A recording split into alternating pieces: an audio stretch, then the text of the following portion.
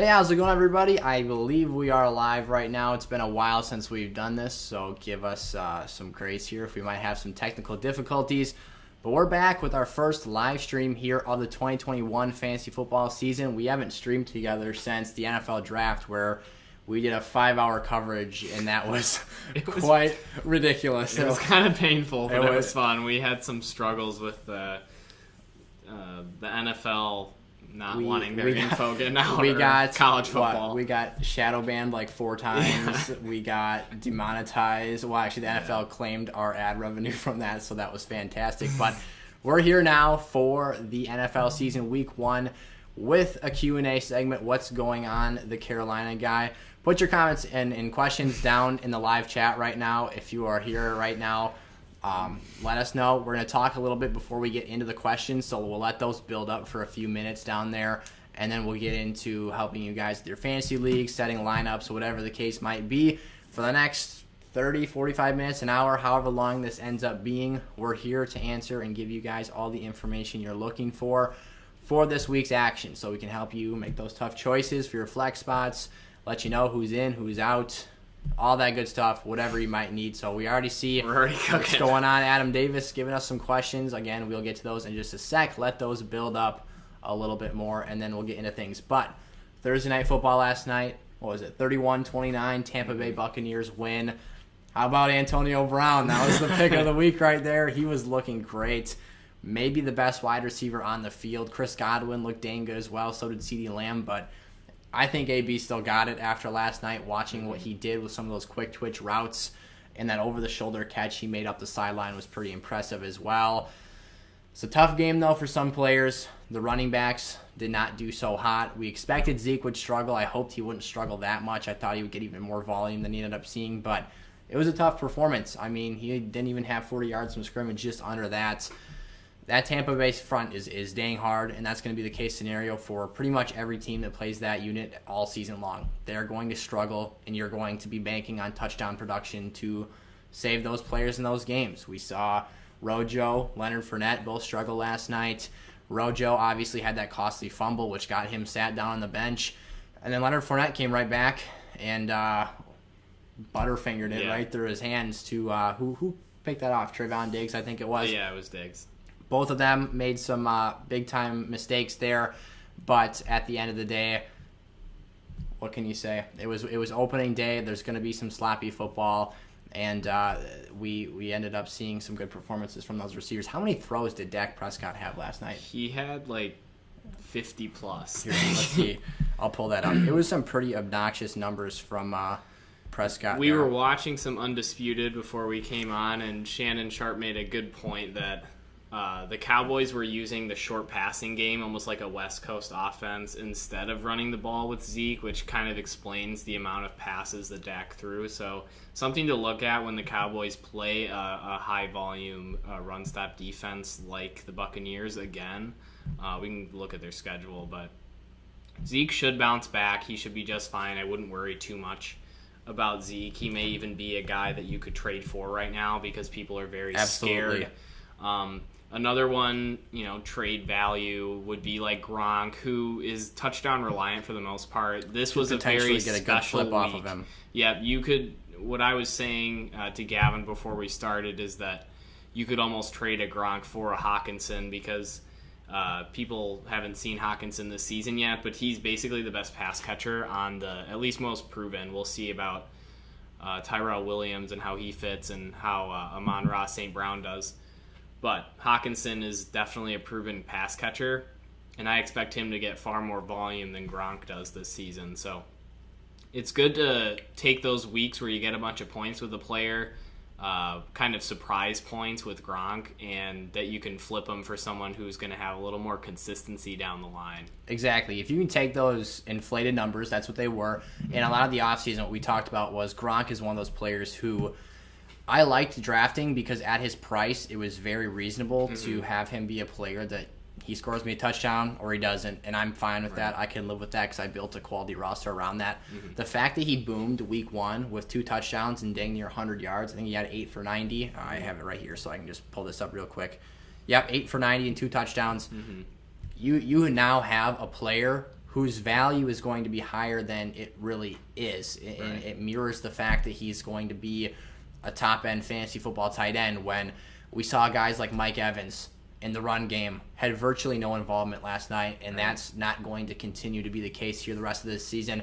Continue to put those questions, those comments down in the live chat. We'll get to those in just a few minutes here. We just have a few more topics we'd like to touch on before we dive into that stuff. Dak Prescott was 42 of 58 passing for 403 and 3 touchdowns. He did have 1 pick, so the volume was insane. Tom Brady was 32 of 50 for 379 and 4 TDs. High passing volume. Yeah, there's not too many times that you'll see over 100 passes thrown in a football game, and we almost had 110 last night. So, again, inflated numbers. Do not expect this over a week-to-week basis.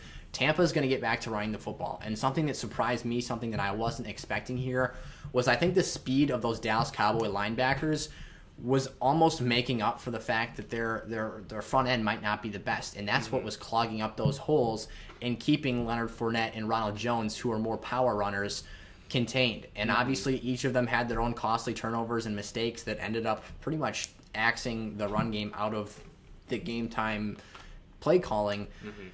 But on the other side of things, for Zeke, it was straight up. Tampa has it all. Their front four is ridiculous, and their linebackers can fly. He just had no space to work with. He did a dang good job in pass protection, but obviously that does not help us at all with fantasy football. So drop a like on today's stream if you're getting around here. You just popped in, haven't done so yet. That would help us find other people out there who are looking for some fantasy information today. The last key thing, we can talk more Bucks Cowboys if that's what you want to talk about today.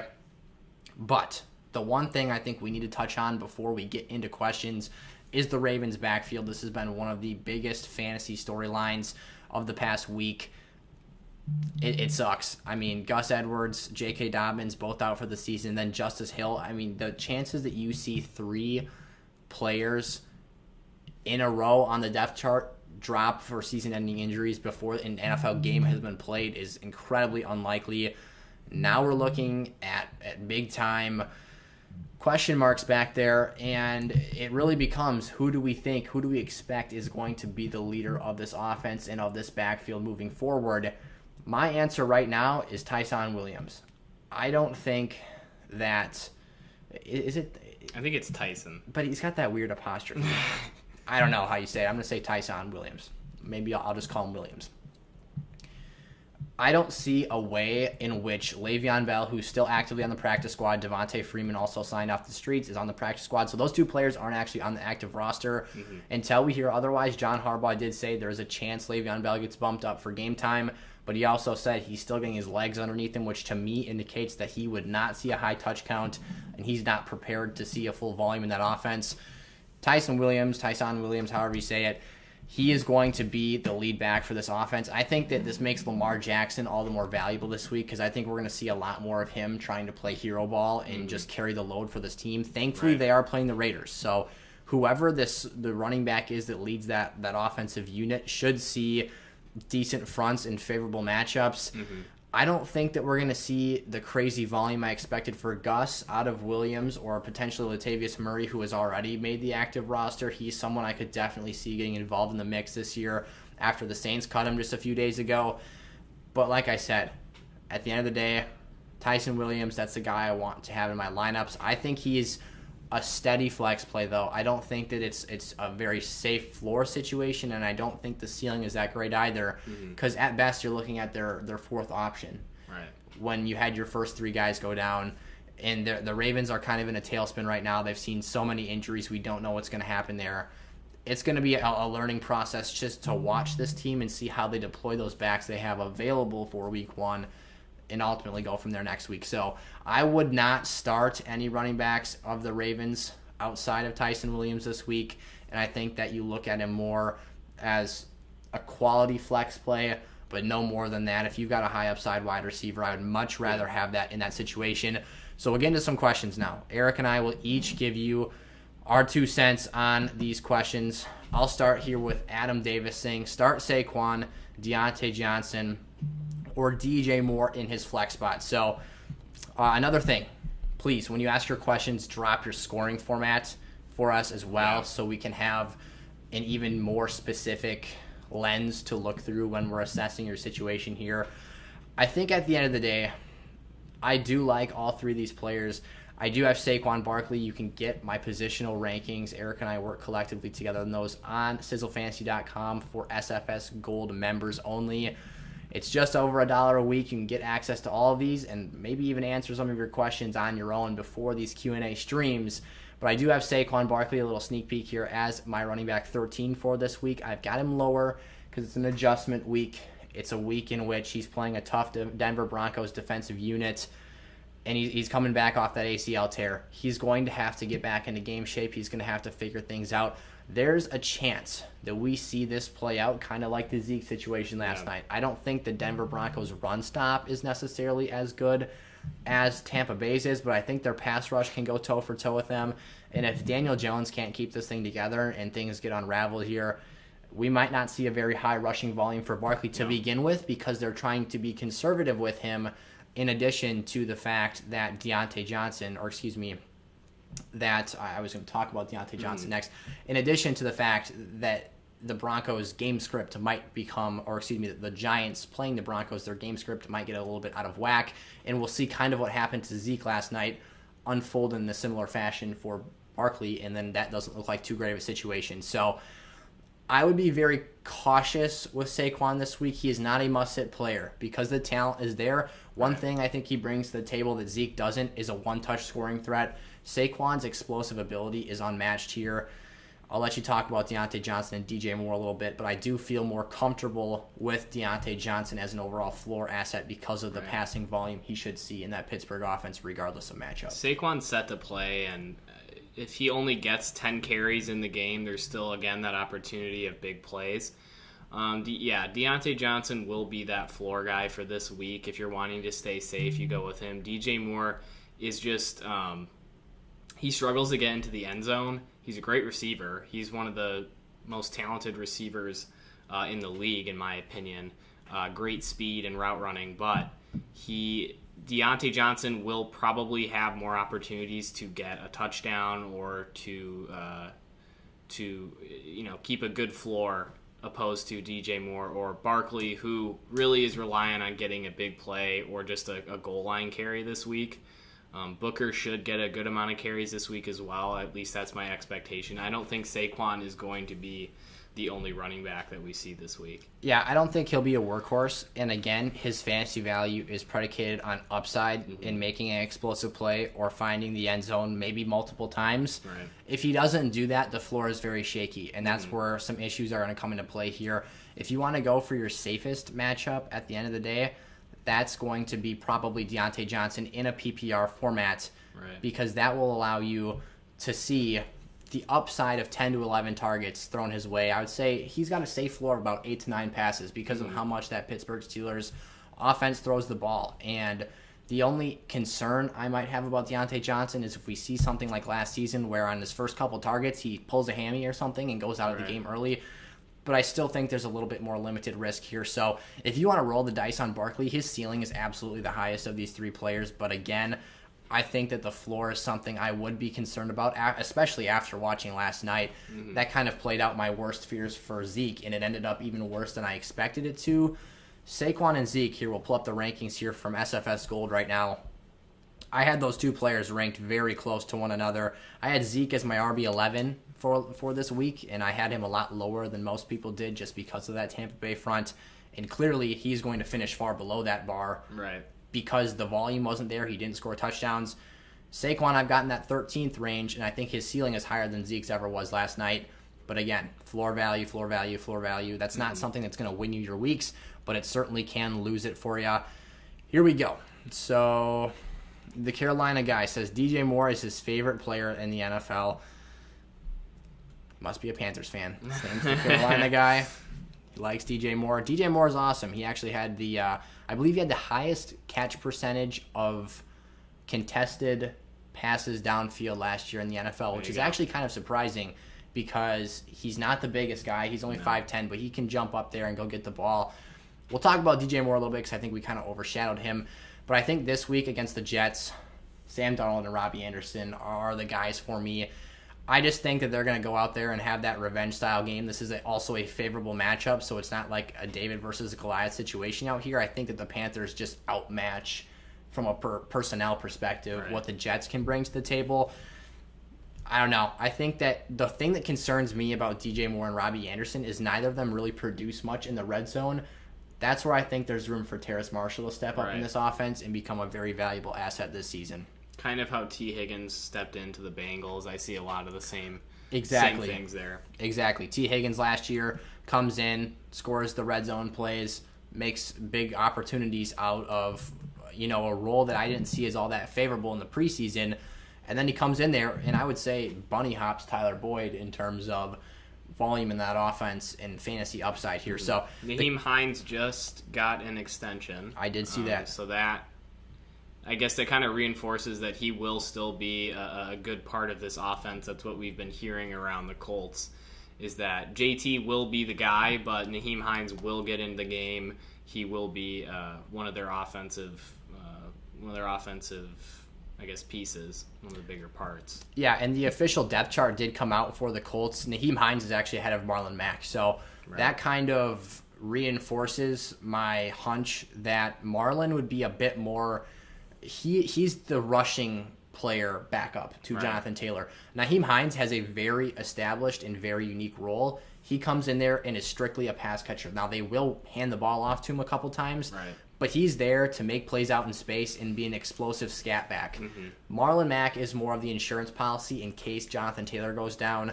There's been some talks and speculation. A lot of players have been off Jonathan Taylor in the first round because they thought Marlon Mack would come back and have a significant share of this offense. Technically, that's still yet to be seen. I mean, there's still the chance for that, but since he's down at number 3 on the depth chart, and again, I do expect him to be the more favored backup true rusher, but I still think this is JT's offense. He's far more explosive than Marlon Mack, and that shouldn't be an issue. That Carolina guy also says, can we ask questions other than fantasy football? I'd say yes, if they're NFL-related questions. You can ask us our takes on a game. You can ask us anything. If you're just jumping into the stream here, drop any questions you have in the live chat. Make sure to give today's stream a thumbs up and subscribe. If you're new around here, we'll be getting to all of your questions that you put in there in the next half hour, 45 minutes or so while we're live. So yeah, if it's about the NFL, if you want to ask our take on a game or something, we'd be happy to talk about that. David says, in a PPR format, do I start Damien Harris or Tyson Williams? I'll let you take this one away, but my initial thought there is Damien Harris right now. Yeah, Damien Harris is more surefire. We know that he's going to be the starter for New England this week. They're going against Miami, who are not a terribly effective run-stop team. I'd say they're more suited to pass rush. Right, so Damien Harris should find some good holes in that defense. I think Williams is someone who, after this week, we'll kind of know what we can get out of him. We both feel that he's going to be the number one, but with all those signings, you never know, especially Latavius Murray. He's the guy who I would worry about the most since he's more proven as of late.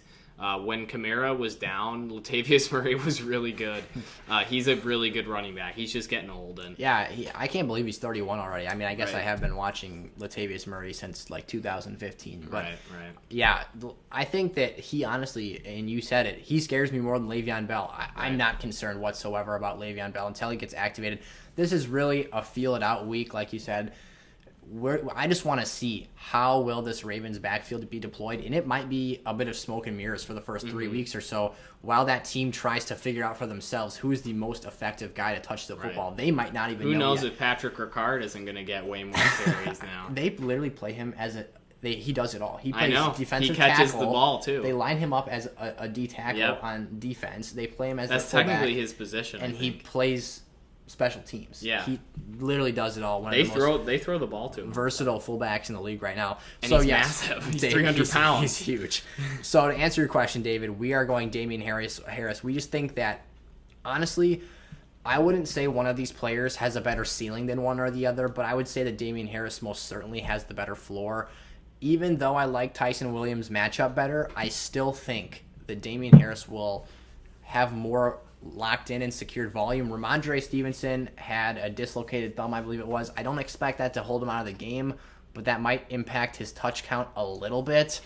And still, it's his first NFL game being a rookie running back, a middle-round pick. He might not really eat into Harris's work too much.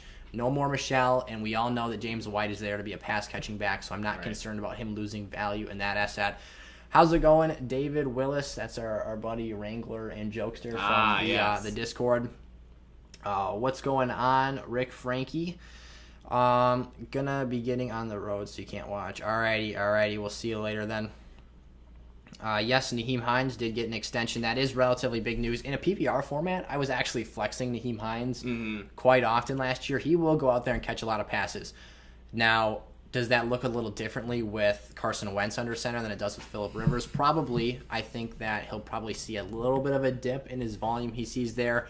But if they can coach Wentz into being a little bit more intelligent with the passes he makes, Nyheim Hines could still be a very, very good handcuff option this season. Brent plays Madden. Was wondering, does he flex A.J. Brown or Tyson Williams? I'll let you take that one, Eric. Flex A.J. Brown or Tyson Williams? A.J. Brown would be our instinctive pick here. He's still one of the top receivers in the league. I don't think that Julio will last that long. This week, I think Julio will have a nice matchup and do well.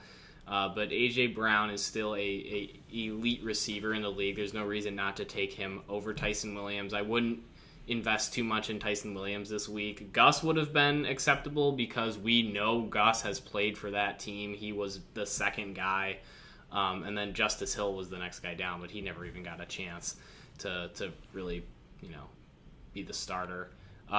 So A.J. Brown is definitely the play here. Yeah, I like A.J. and Julio this week against the Cardinals. There's not really any any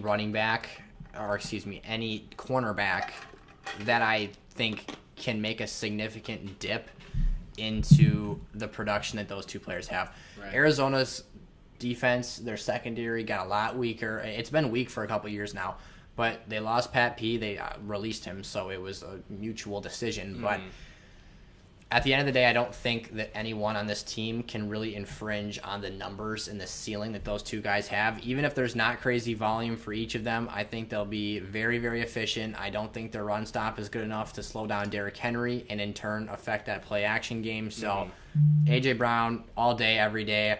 That's got to be one of my favorite starts this week. I've got A.J. Brown ranked pretty high. If you're just jumping in the stream here, make sure if you've got any fancy questions about your lineup, waiver wire pickup, trades, whatever it might be, drop that down in the live chat. We'll get back to you as soon as we get to you. Right now, we're working our way through those, and we'll talk through some other stuff here as well. Also, drop a like on today's stream as well if you are just hopping in here. Live Creation says he's got a 2 quarterback Superflex.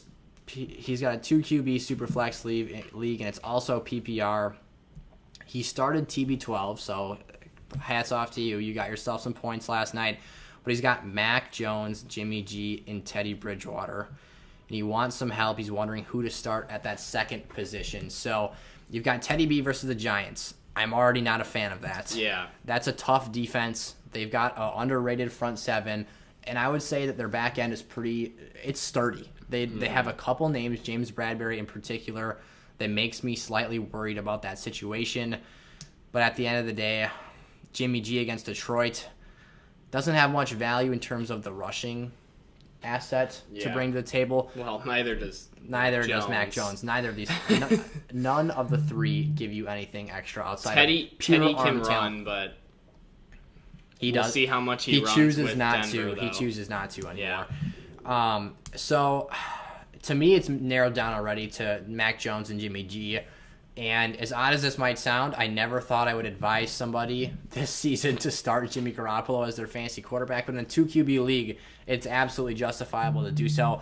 I'm saying Jimmy G for the sole fact that I don't know if you want to start a pocket passing quarterback in his first NFL start against a defensive coach who came from the coaching tree that is currently coaching that immobile quarterback. I think Mac Jones will have great games this season. I think he'll be a productive passer, very efficient, make smart choices with the football. But I get Jimmy G this week. Brandon Ayuk still expected to play with that hamstring injury. I get Deebo Samuel and George Kittle versus an atrocious Lions defense. It's just a mess. It's the best case scenario here. All 3 of those players are lethal after the catch. Right. And I think they can just run wild and do things on their own. The only concern with Jimmy Garoppolo would be if the 49ers, and this could honestly make or break you either way. The choice is ultimately yours.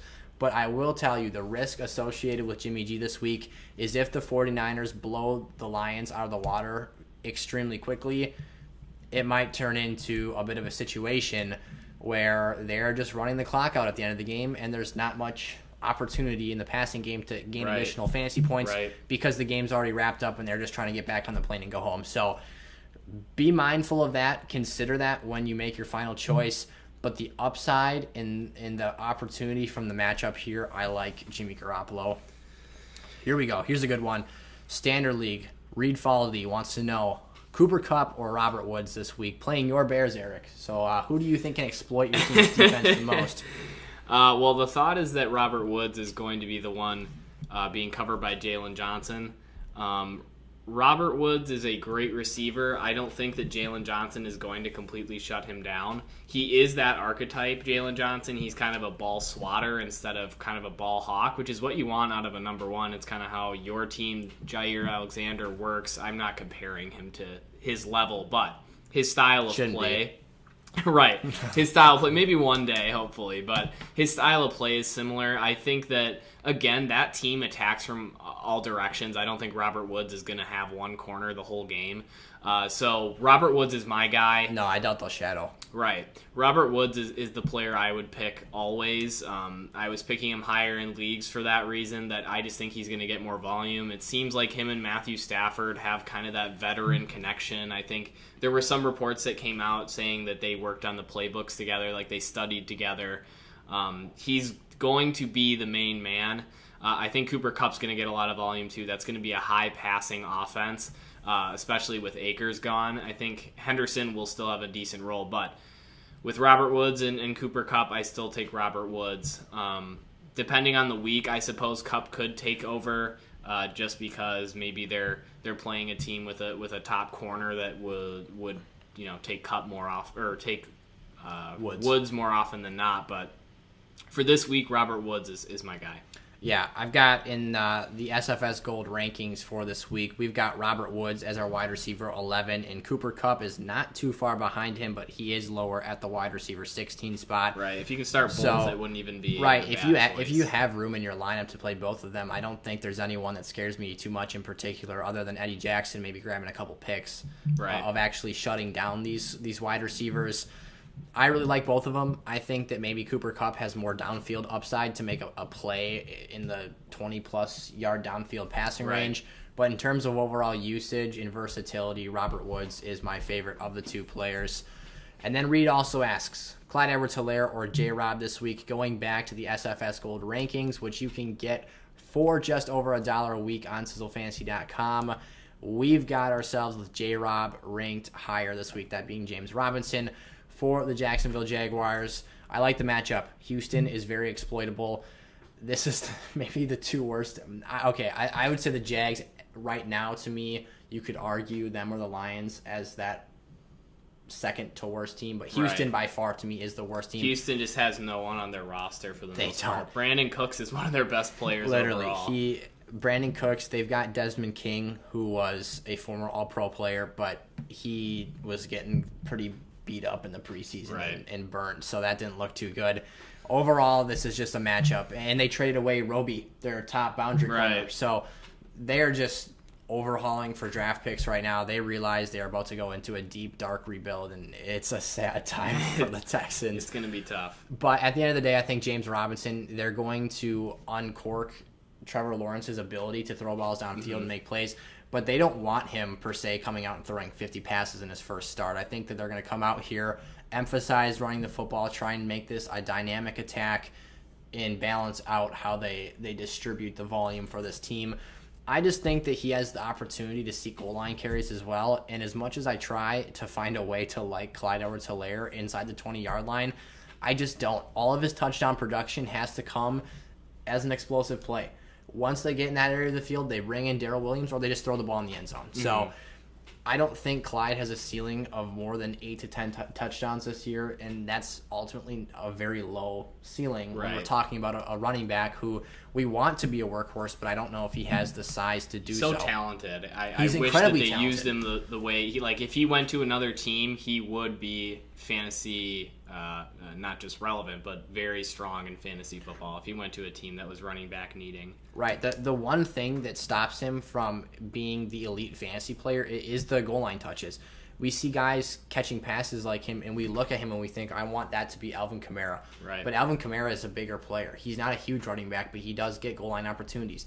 Even DeAndre Swift is bigger. It's just that Clyde's extreme is so extreme that they gave him the chance last year a couple times to have goal line touches, and he'd go down at first contact. He's just not a physical runner. Just look at Kamara. He had like 5 rushing touchdowns in one game, didn't he? He had 6. 6, and he tied the record. And he should have had 7. Yeah, he almost. But Sean Payton put Latavius Murray in the game and snatched that record back from him.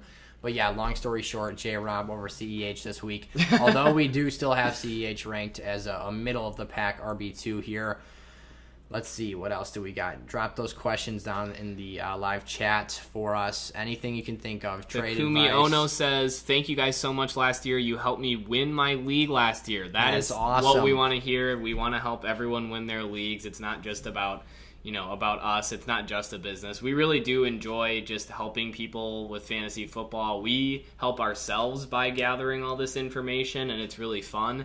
And then to have a prediction like Antonio Brown work, and then we know you guys went with what we had said, it makes us pretty happy, and it just builds the brand, because we know that you guys trust us, but sometimes when there's new people who are watching, we have to kind of build that trust with them and try to build the community further. So being right on a video, which is our largest video to date views wise, it's really nice to see that. Largest reaching video, just under 13k views right now. That was awesome to see. It was very exciting. And then Eric can attest, I was getting pretty amped up when Antonio Brown was catching passes downfield last night and making me feel good about myself. So thank you, Antonio Brown. Ronald Jones did not do that for me, though. No, I had Ronald Jones. I have Dynasty team, and I had traded for Ronald Jones last season, and he's so talented, but unfortunately he had those fumbles that kind of took him out. I don't think Bruce Arians is going to mess with a guy who's going to keep fumbling. He's pretty ruthless when it comes to that. He doesn't want any BS on his team. Even Tom. Yeah, Tom doesn't want him in there, but Ronald Jones is such a great natural runner. I wish that he would get those volume carries and have that opportunity, but he hasn't. And unfortunately, I think that Rojo's value is going to go down this season. What I would say is you want to keep him on your team, but it's better to kind of look at other options, I would say. I wouldn't just, get rid of him right away. I would let him sit on your bench. He's still valuable. This is just 1 week, one sample. But from the trends we've been seeing, I didn't love Rojo's value this season. Right, and it's always concerning when there's another running back that has a significant hand in the volume. Especially with getting catches. Right. So when Ronald struggles the way he did, and this actually happened last season, so I went back and kind of looked at the aftermath of him earlier. Right. He had fumble issues last season, and when that happened, he didn't touch the ball very much for the next couple weeks.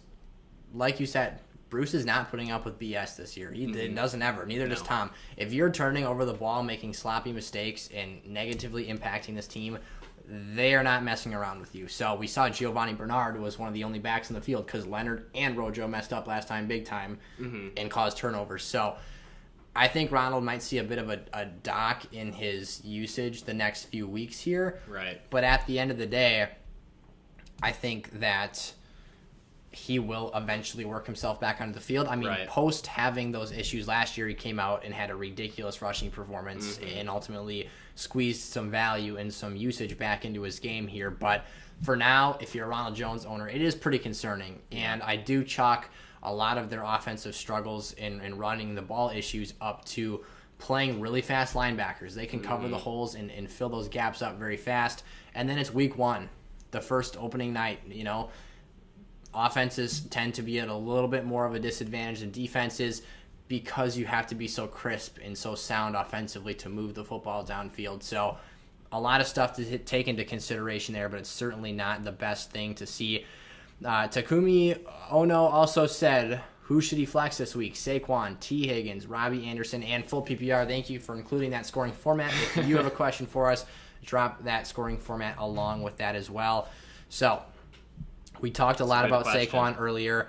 T. Higgins is a player I do love this week. I think his matchup against Minnesota is fantastic. And whereas I would have been higher on Jamar Chase, the struggles. Did you see that thing where he said that he can't catch the ball in the NFL? He's not seeing the white stripe. They don't have a white stripe on the ball. Come on, Jamar. And the ball's bigger, so you're better than that. He's struggling with it. So that was a bit goofy to see. But anyways, love T. Higgins. I think he's got a great chance to find the end zone this week. I think that he has probably the best chance to lead this team in volume and targets as well. Right. And for a weak Minnesota secondary, that's a lot of upside to take into consideration. He also made that must-start wide receiver list along with Antonio Brown, who had himself a night yesterday. Didn't quite, I believe, Chris had 2 touchdowns, didn't he? Yeah, and then, he had a great night. That can't be right.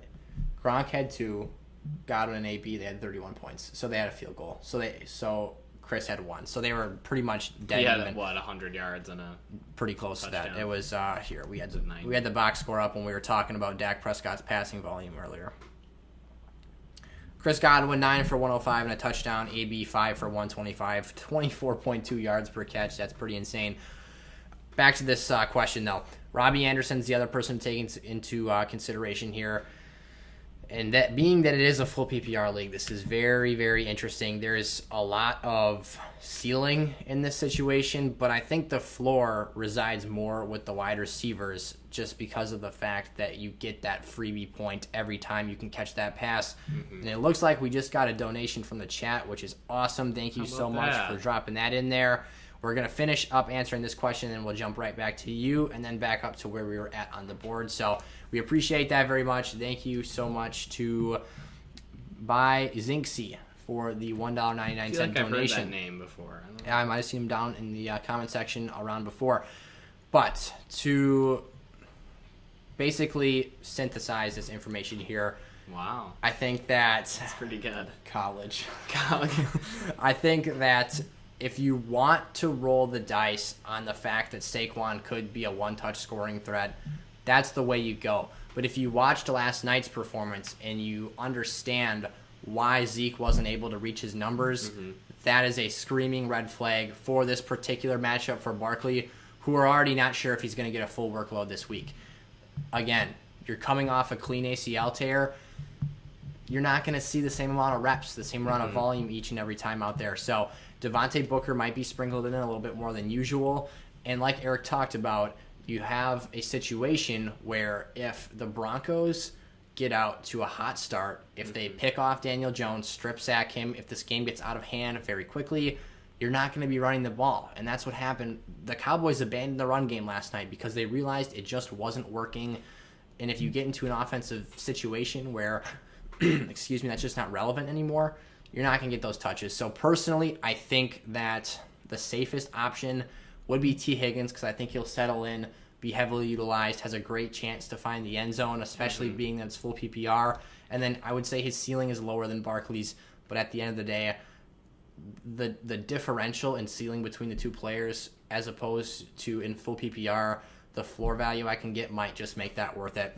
Hey, if you're new around here, make sure to like the stream and give us a thumbs up. Also subscribe, get the bell on so you know when we go live again, but also when we post daily, almost several times. Yeah, some days. When we post 6 videos in 4 days this week. That'll be info that's going to help you set your lineups, win your leagues, hopefully.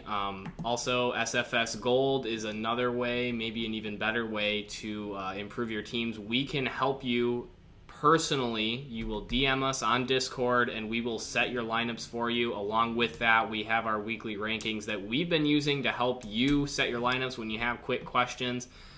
This is kind of exclusive because during the season we're trying not to spend a bunch of time answering questions because we have a lot of other stuff to do. So SFS Gold is a good way to filter that out, and we can get people. It's just over $1 every week if you're paying. It's $4.99 a month. So do the math. So you get 4 to 5 weeks of fantasy content every single month there. And we're always trying to interact with you guys as much as we can. We want to be the most interactive fantasy channel out there. But during the season, I believe it was the Antonio Brown video had like 250 comments. Right.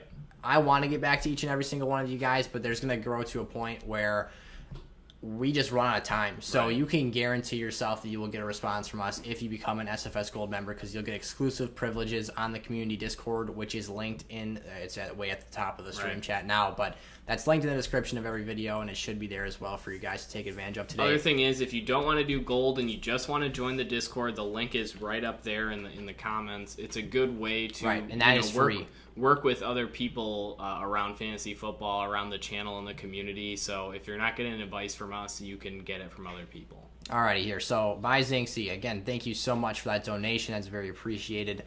Would you start Deandre Swift or Austin Eckler in full PPR? So this actually just became a lot more of an interesting situation. You've now got Austin Eckler, who's been battling a hamstring injury at practice. He did return today, which is very encouraging for me, but I don't love either of these matchups. No. I'll see what you have to say here.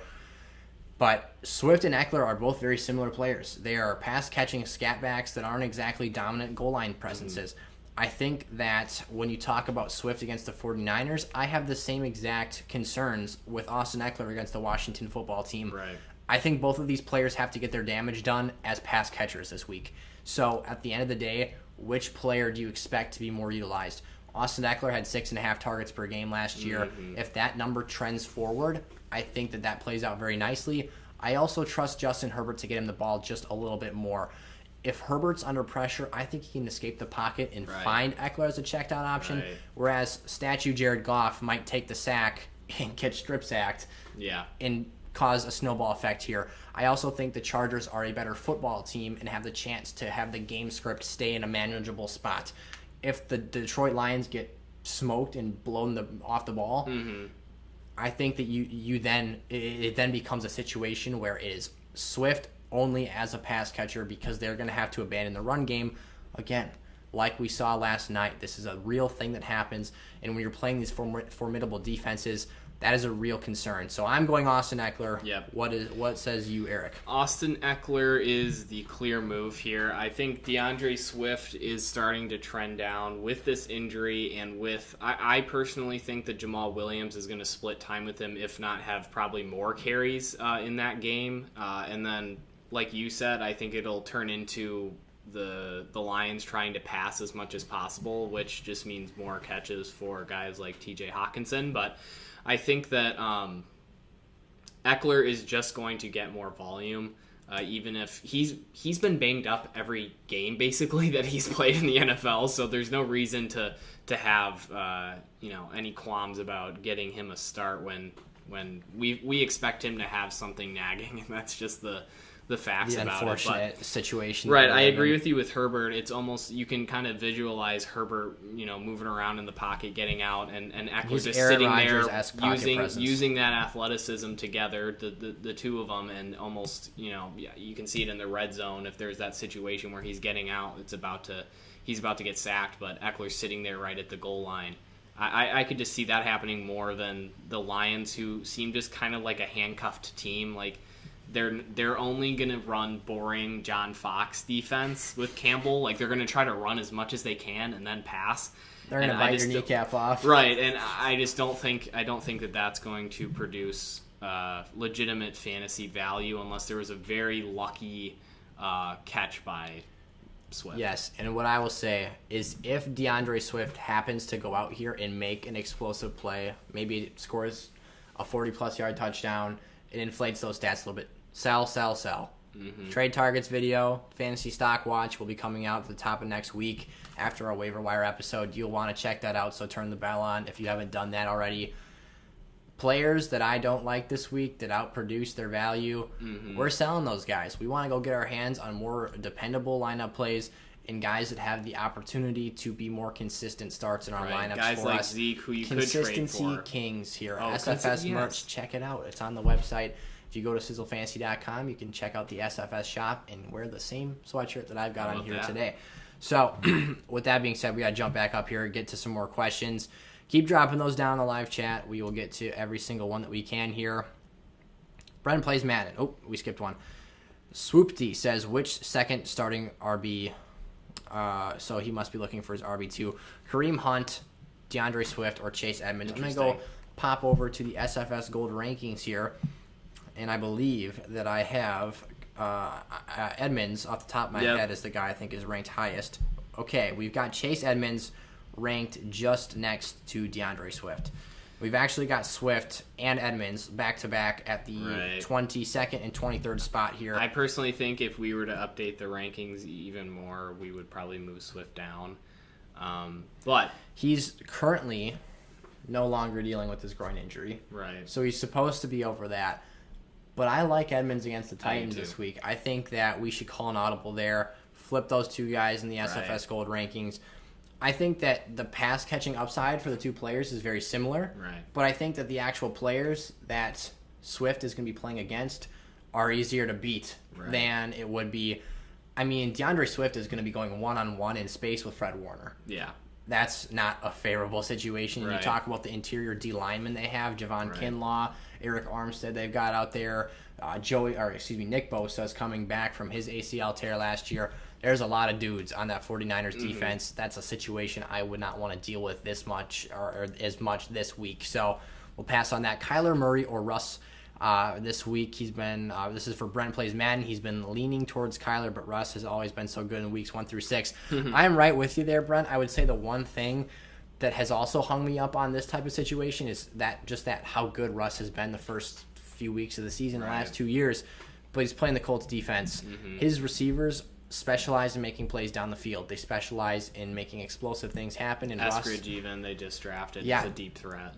Exactly. Lockett, Metcalf, Eskridge. All guys Russ wants to throw the ball to downfield. He's not so much of a precision, sit back in the pocket and make the accurate throw. As Russ is a playmaker. He'll dance around the pocket, run in circles, and then that offensive throw line that isn't ball. all that good. And the Colts pass rush isn't something insanely special, but I believe they did draft Kwity Paye, and they still have DeForest Buckner on that defensive line. I feel like the Colts did draft him as well. Right. But yeah, and then you talk about Kyler Murray's matchup. Let's see. Let's head to the QB rankings here. I know we have Kyler Murray ranked higher for this week. It appears I don't think I saved that, but that's fine. I know for a fact I had Russell Wilson. Actually, here they are. Kyler Murray. Kyler's number one. Kyler is our QB1 against Tennessee this week. You give me D-Hop, Rondale Moore, A.J. Green potentially. We'll see what Christian Kirk factors into this offense. But running all over the field, passing the ball down the field, he led quarterbacks in rushing touchdowns last season. There's no reason not to like him. And then going back to Russ, there is a few reasons in particular because of his matchup that we don't like as much. So Russ is down here at our QB8 for this week. We had him ranked lower than players like Tom Brady and Dak Prescott, who played last night.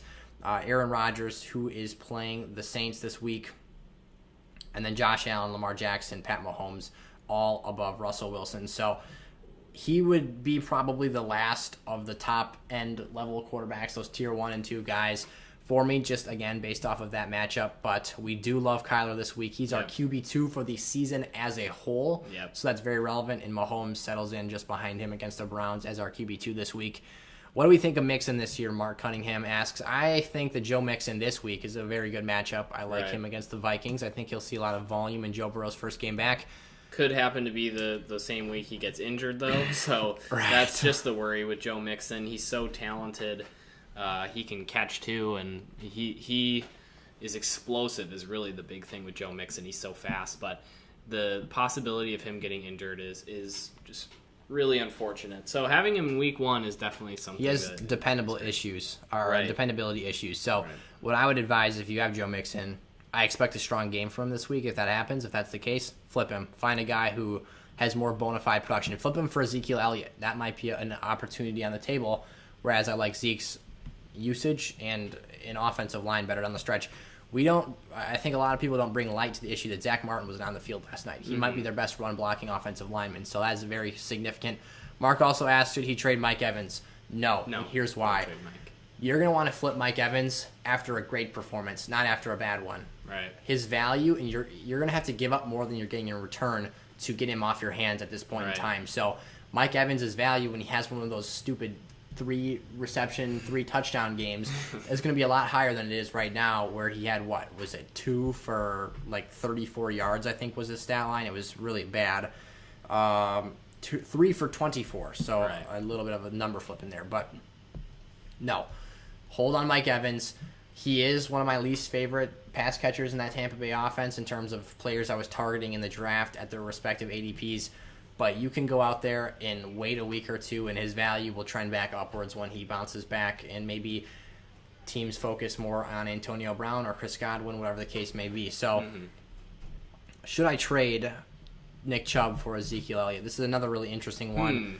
My thought here is yes. It's not a terrible thought. I think that, now you're not going to be able to pull this deal off this week, and it's really going to be dependent on what the other owner thinks of Chubb after his game here. But Zeke's value is way down right now. What do you have, 4 points this past week in half PPR?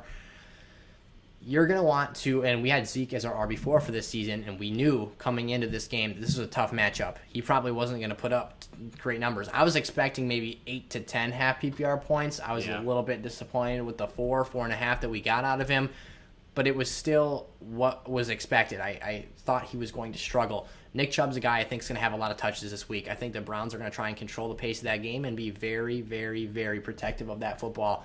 He might just have a huge week, and then you can pull that deal off and get yourself a player with better usage the rest of the year. Right. I like that a lot. You're welcome, Live Creation. Thanks for stopping by, man, asking a question. Diego Molina. Hey, I've got a question. Start Brandon Ayuk or DJ Moore this week. Take that one away. Ayuk is going to be our guy. I think if you want to click on our rankings quick, but I think that Ayuk very, very much outranked him this week. I don't think... No, they're right next to each other. Oh, well, there you close. go. Very, very close. Ayuk does have just above him, just above DJ Moore because of that matchup against the Lions. I will note, when making my rankings this week, the thing I took into consideration, which has Ayuk lower than I would have even liked, is that I'm still concerned about a hamstring injury. That's one of the worst to have. If you're a receiver, you can't cut, you can't explode as fast as you'd like to off the ball, and you just can't play up to your maximum potential. That's something to consider here. Watch that injury. I should probably pull it up right now and see if there's any news about it from today's practice or whatnot. But Ayuk would be higher if he was fully healthy this week. That's just the way it goes. But I still love him against that Lions matchup. Jarvis, Landry, Henry Ruggs, or Jamar Chase this week. That's a tough one. I think that... I think Landry's going to be... Oh, no. I would say remove Henry Ruggs from the situation right now. You could take the risk with Jamar Chase. That's probably the best thing. I mean, Joe Burrow reuniting with Jamar Chase is interesting, and who knows if Jamar Chase kind of just had that I guess he thought he'd come in and be a superstar in the NFL. It was kind of like Leonard Fournette was saying that the NFL felt so easy, and then he didn't do all that well in his first few games with Jacksonville. So I think that Chase is still so talented, and he'll figure it out. He's bound to catch a ball. He's going to get a billion opportunities.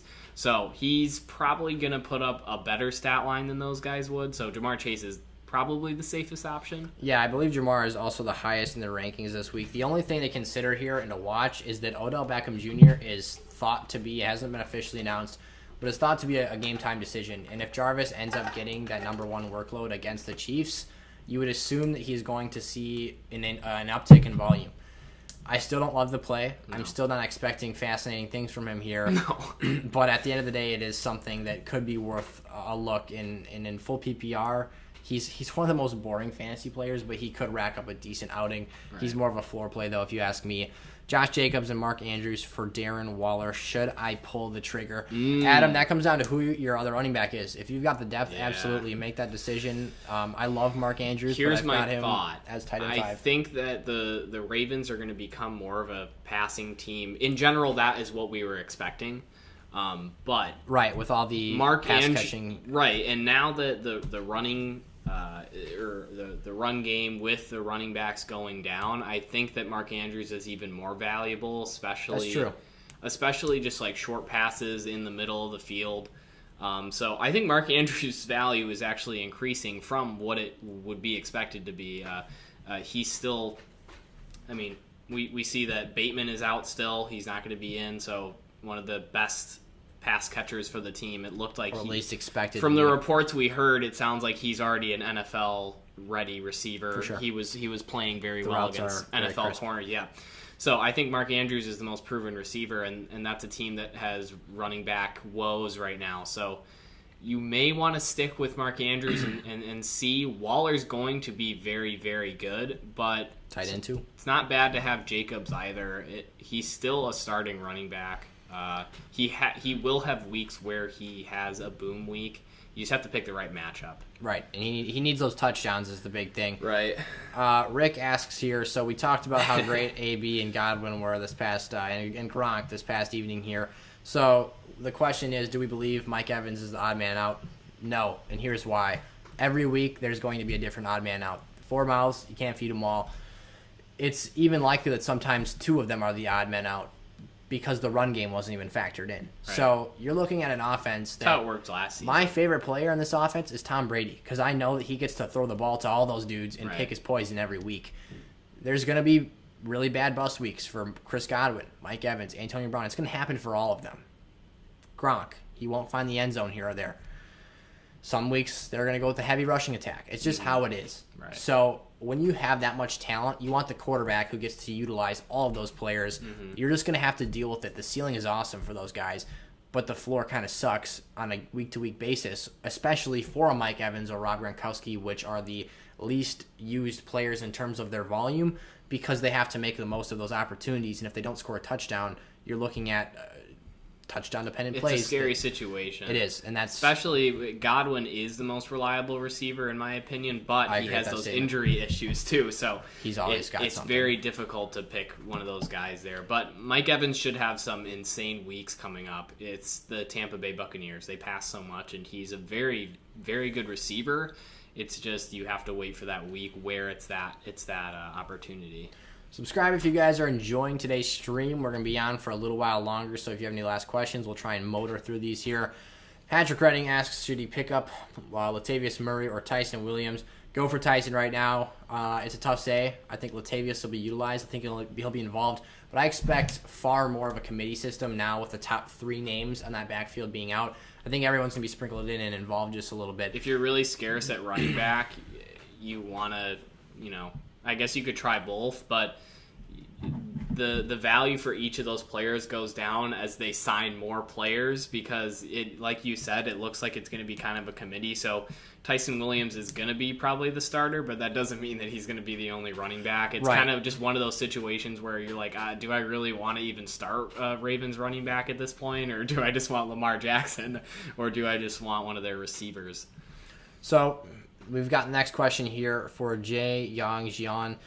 Jacoby Myers or Jarvis Landry at flex? We're going Jacoby Myers this week. Right, Jacoby has a great matchup. I think he is the top receiving threat in that offense. He's the best separator, the best clean route runner there. I think he's going to be a target magnet for the first few weeks. We've got no N'Keal Harry right now. He's dinged up.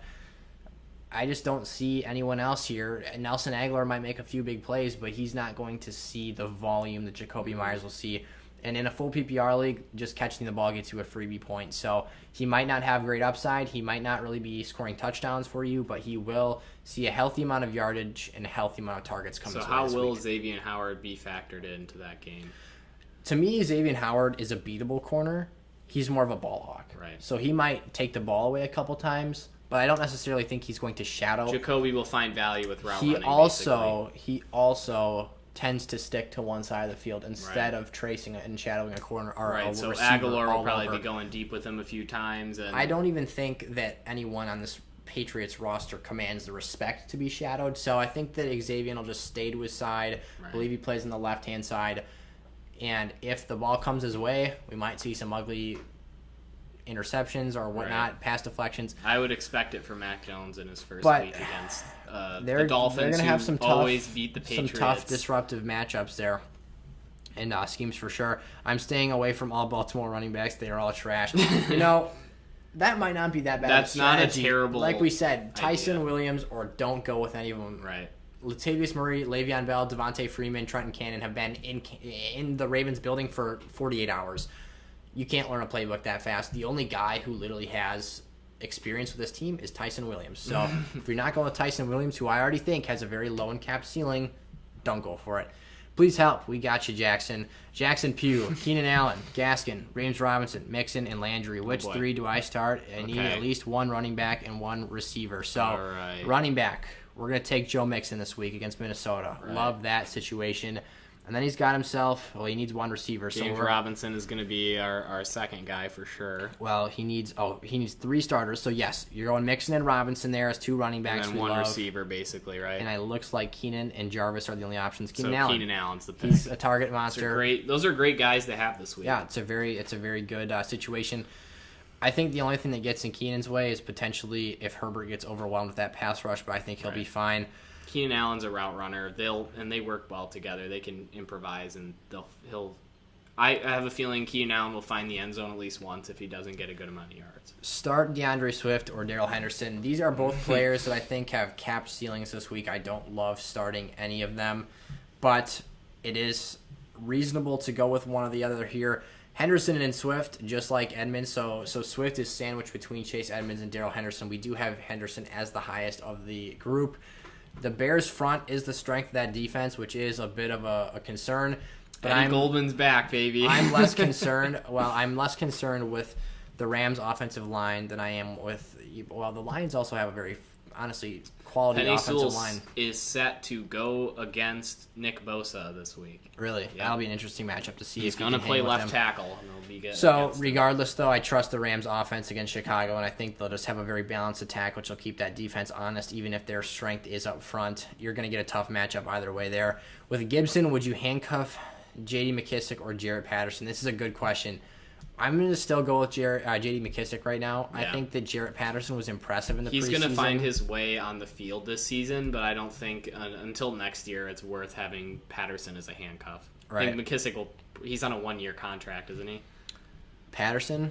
Well, no, J.D. McKissic. Oh, J.D. might be on a 1. I'm not sure what his contract I don't think is. McKissic will return. He'll probably end up on another team next year, and Patterson will slide into a handcuff role. All right. Rendon Dye wants us to just take a look at his team here really quick. He's got CMC. His quarterbacks are Josh Allen and Kyler Murray. Not sure how he got both of those. It's a super flex league. It's a super flex, so that's very impressive. So he must have went McCaffrey round 1 and Kyler and Josh round 2.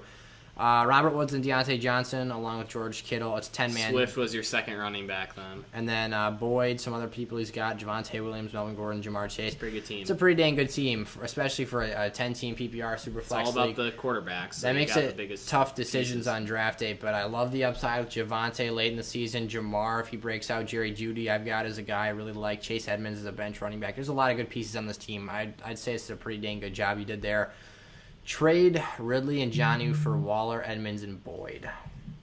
This is for Smooth Criminal Entertainment. Ridley and Jonnu. Sorry, he must be giving Ridley up and Jonnu, and in return he's getting. I think you make that trade.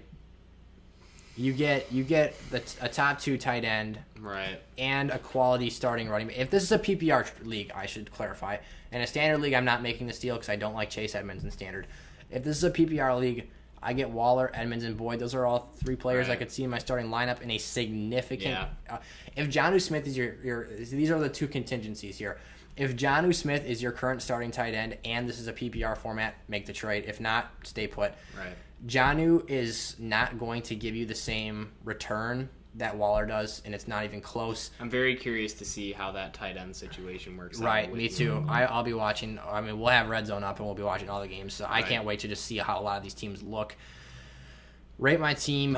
This is for Cole Pierce. We've got. Is this not the same team that was just posted? No, it's different. Okay. Kyler Murray, Alvin Kamara, DeAndre Swift, A.J. Brown, DJ Moore, Waller, Juju Henderson. And then the bench, we've got Gordon, Ruggs, Carter. I do like the team. I would say I don't like it quite as much as Rendon's team, but this is still very quality. You've got yourself a top 3 running back. Value with You've AJ got yourself, most likely. Yes, a top 2 tight end. You've got yourself a top 2 quarterback. The receiver group is pretty deep. Running back could improve. Unfortunately, Michael Carter isn't as valuable as we were hoping he would be at the start of the season. Right. But he's on your bench, and he'll rise, I think. By the middle of the season, he'll be the number 1 guy. My hope would be as well that you can sell Melvin Gordon before it's too late as well. Those who don't know about Javonte will bite on Gordon. For sure. I'm not sure where this is coming from, but Giovanni says, T over Jacobs easy. For this week, yes. I don't know who asked that question, though. I must have skipped over something. I did. My apologies. Lucas. He is Montgomery, Josh Jacobs, and T. Higgins competing for his flex spot. How are we feeling? I'm going to agree with Giovanni here.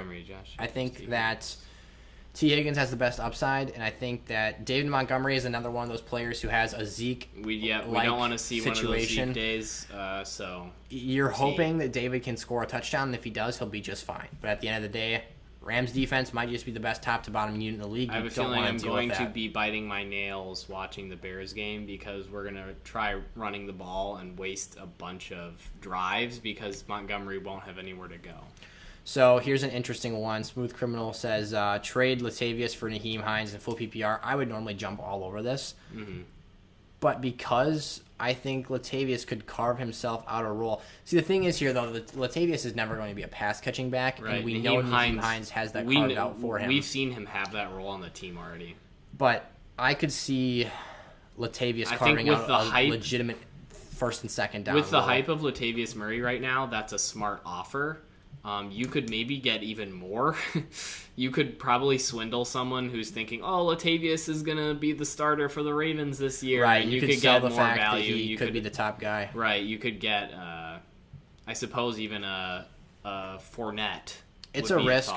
It's a risk either way because there's the chance that Latavius Murray takes over this backfield. It's as plain and simple as that.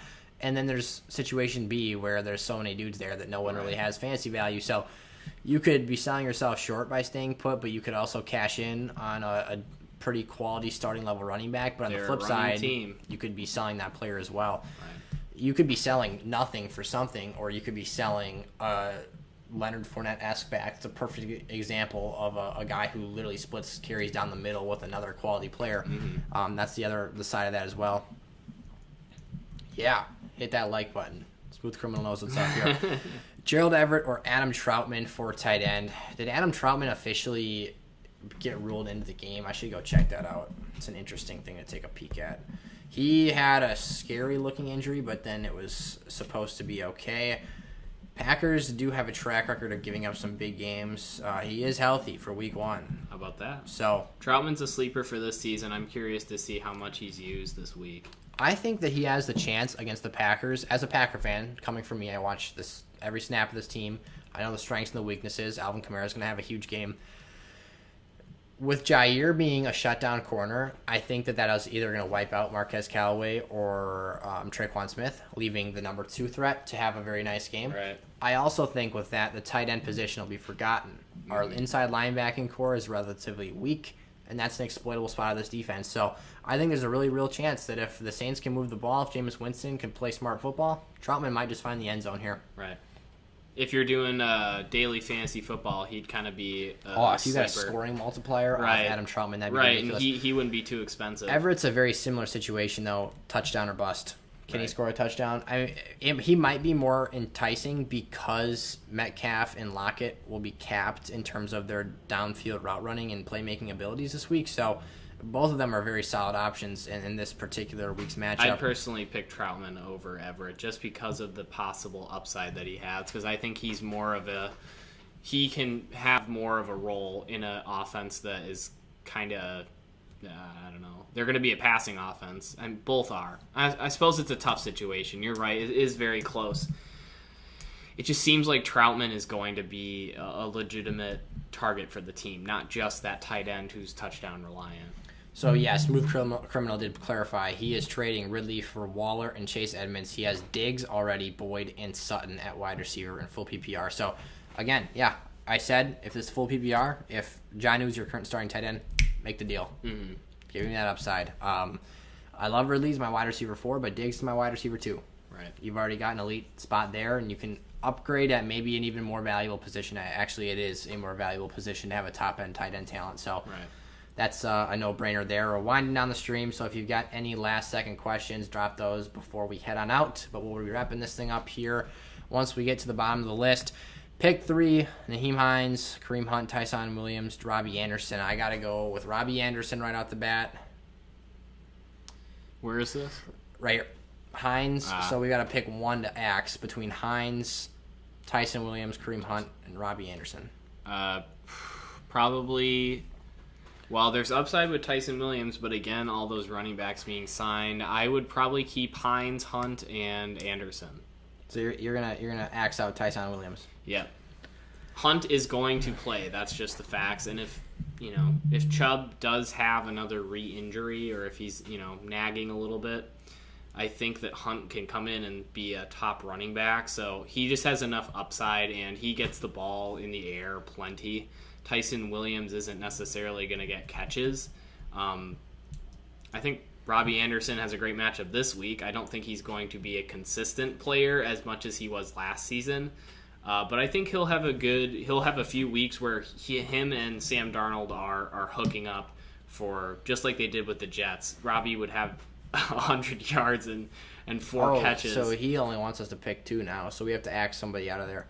So my take was going to be either get rid of Hines or Williams. So now I think you stick with Anderson and Hunt. That's my thought there. Yep, that's probably the move. Should I trade Jefferson and Swift for Henry and PPR? No. You should hang on to Jefferson and trade Swift for somebody else. Derrick Henry is not a pass catcher. Now, you would love to have Derrick Henry, but you can keep the top-end wide receiver and then get rid of Swift for somebody else. Especially in PPR, Jefferson is not a touchdown guy necessarily, but he's going to get a lot of catches. Right, which would just be combined with how many catches he's going to get this season because he's the number 1, and the Vikings throw the ball a lot, especially when it's garbage time and Kirk Cousins is stat padding. Jacob wants to know our thoughts on Tyler Boyd this year. So, Boyd, I loved last year when he was the number 2 or 1, depending on how you assess the Bengals pass catchers.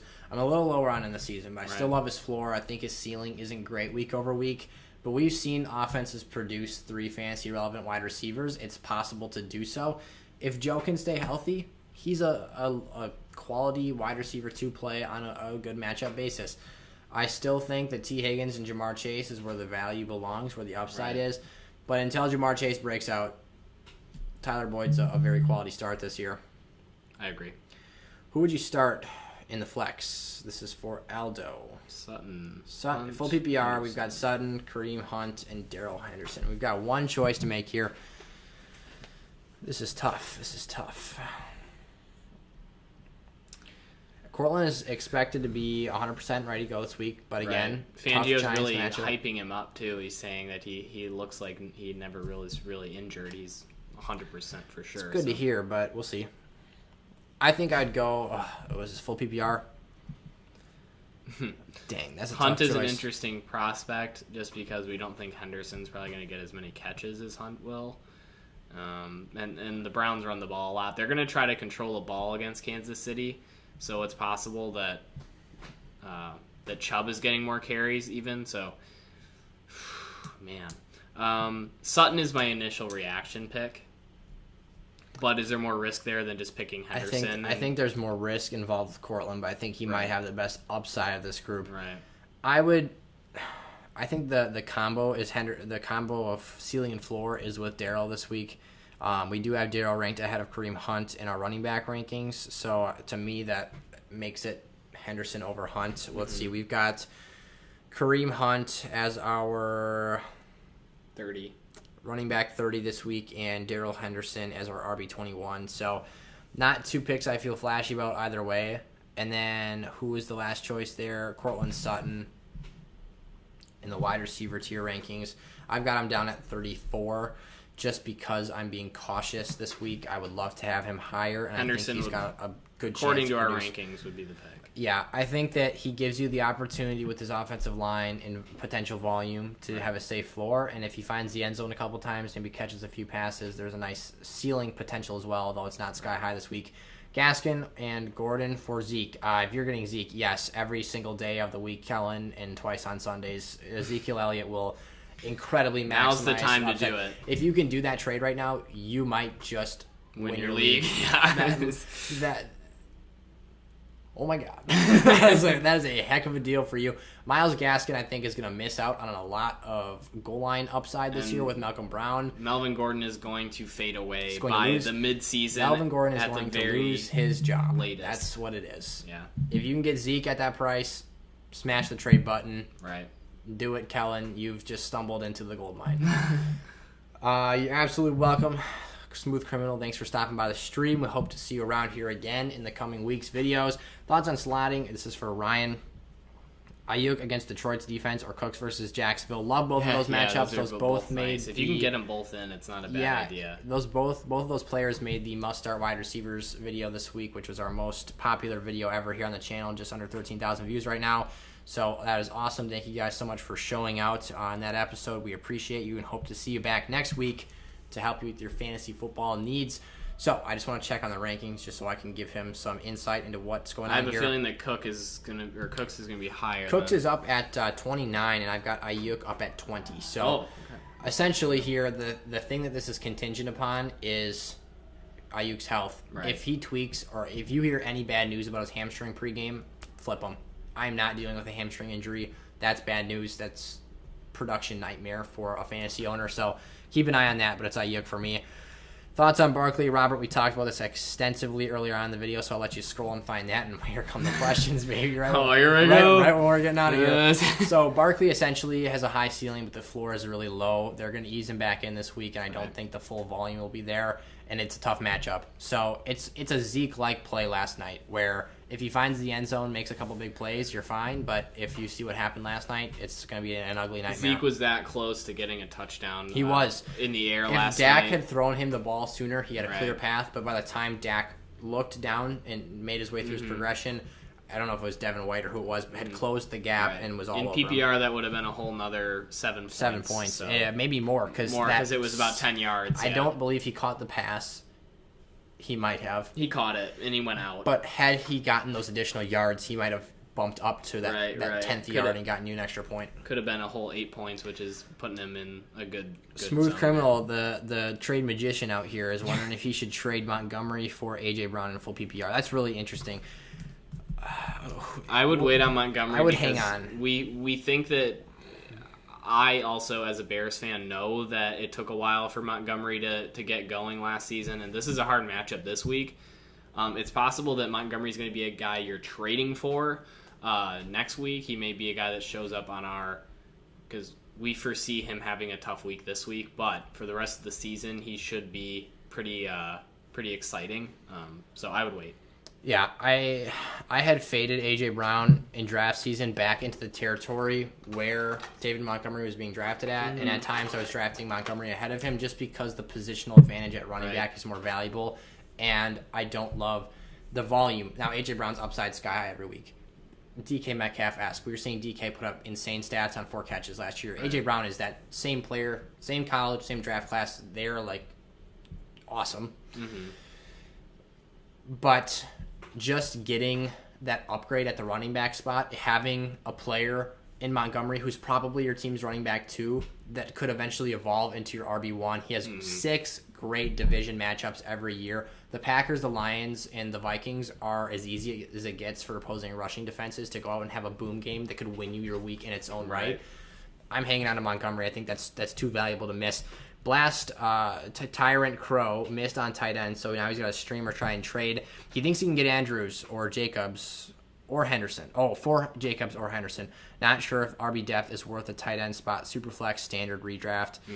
Saquon Carson starting. So he does have some depth there. Now this is standard, so that running back hype is elevated and the need for that position. Carson is a decent standard running back. Carson is a very good standard RB2. He gets good goal line carry volume. I think in a standard league that you might want to go for Andrews because he Andrews scores a lot of touchdowns. is a great option. That would be a good trade, I think. Yeah, I think that if you can, I would try and flip Jacobs because I think that you can then. I think that the upside's higher with Henderson because he has more utilization in his offense. I think he should be the goal line guy too. Both of them do have legitimate second string running backs behind them that could eat into their passing work and such. So I think they're very, very similar. Again, I would rather hang on to Henderson, though. Rendon says, Rendon's having a conversation about the Ravens backfield and how they're washed. So he's really stuck on that today. No comment. Pick 2.5 PPR Superflex League for the Blue Crew. We've got ourselves, half PPR Superflex League. Brandon Cooks, Robbie Anderson, Devontae Smith, Jarvis Landry. So three of those guys I really like. Jarvis Landry is already out of there. Boring, no Cooks, upside. Anderson. Even if Odell doesn't play, which was a large part of last season, he still wasn't that flashy. Anderson, Smith, and Cooks. Let's reference the SFS Gold rankings, which you can get by accessing those down in the description of today's video. Our weekly positional rankings, which are based off of the matchups they are facing in that week's game, are out. They are live for you guys to take advantage of. Just over $1 a week is all it costs, $4.99 a month to get access to these, as well as exclusive member-only privileges in the SFS Community Discord, which involves guaranteed question responses within a 24-hour time frame for them. This is special stuff Eric. Right here. We're hard to get a hold of nowadays. You got to get gold if you want to get these kind of answers. It's getting busier and busier here as we continue to grow, but I want to help you guys have a great season and be super interactive for you all. Okay, so Cooks. We've got him down at the 29 spot. I remember that from referencing him earlier. Let's see. Devontae Smith at the 27, so that would be the next highest guy. Brandon Cooks, I believe, is just lower than that. He might actually... Well, no. 29. Yeah. Cooks is 29. Smith is 27. And then, who is the last name I'm looking... Robbie Anderson. So Robbie's actually going to be up there higher. Robbie and Devontae Smith appear to be the top two ranked players there. Where do we have Landry? Landry is down here lower. Right. He was... Because he's a floor play, He doesn't exactly have the ceiling. I've got Jarvis at 45 behind names like... Jamar Chase, Jalen Waddle, Jacoby Myers, Michael Pittman, Kenny G, OBJ, but we'll see if he plays Jerry Jeudy this week. But yeah, I think that one of those three, Devontae Smith and Robbie Anderson have great floors and ceilings this week. Cooks would be in that next tier, but he probably does have the worst quarterback play of that group. And then he says, great show, and he says that we know our stuff. So thank you very much. We are glad you stopped by today, Blue Crew. Glad to help you out and hope to see you back around here on the channel. Ryan says he's going to go with Ayuk for his wide receiver 2, but then for wide receiver 3, should he go with Cooks or Cooper Kupp? Cooper Kupp this week. I get the better player, in my opinion. I think they're both very, very talented, but I get the better quarterback as well, and both of them have quality matchups. Eric and I talked about this a little bit earlier. The Bears secondary has Jalen Johnson, who's a very quality starting corner, but he's not a lockup guy. Duke Shelley, Kendall Vilder are the last two corners that we have. So if Jalen's following Robert Woods, that leaves Duke Shelley and Kendall Vilder. Kendall Vilder, who are both lower round draft picks that we had.